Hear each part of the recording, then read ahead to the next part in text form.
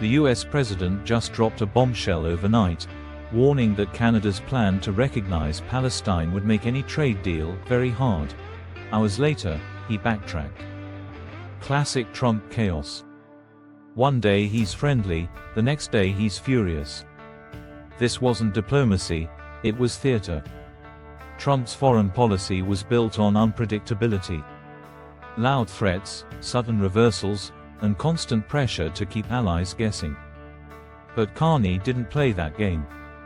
He stayed calm, strategic, and turned Trump's volatility into Canada's advantage. This wasn't just politeness, it was controlled defiance. Trump fired off insults, calling Canada very poorly led, while insisting he only wanted fairness. But here's the truth, it wasn't about fairness. It was about obedience. And this time, Canada refused to bow. Then came the real strike. Trump hiked tariffs on Canadian goods from 25% to 35% overnight. No warning. No negotiations. Just raw political muscle. His message was crystal clear: crush Canada's economy and force it to the table. But Canada didn't blink. No angry speeches. No desperate concessions. Just silence and strategy. Trump accused Canada of charging US farmers over 200% in tariffs. Sounds shocking, right? But the reality? Wildly exaggerated.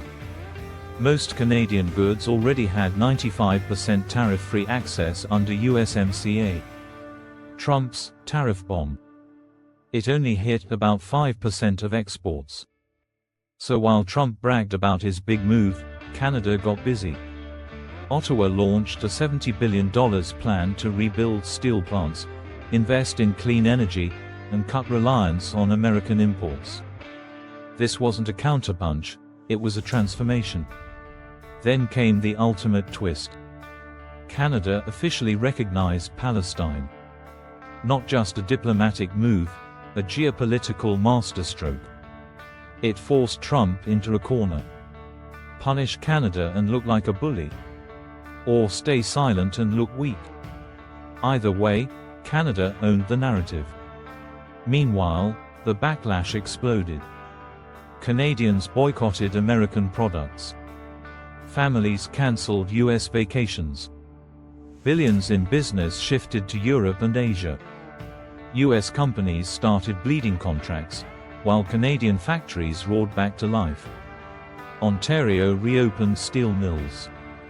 Alberta doubled down on LNG exports to Asia. Investors poured money into Canada's green tech sector. Carney didn't just defend Canada, he turned Trump's trade war into an industrial revolution. Here's the irony: Trump's tariffs were supposed to bring jobs back to America. Instead, they drove US buyers to China and Mexico. The very thing he vowed to stop. He just accelerated it. Canada didn't just survive, it came out stronger, more independent, and less reliant on the US than ever before. And now the question isn't, can Canada stand up? It's, who's next? What do you think?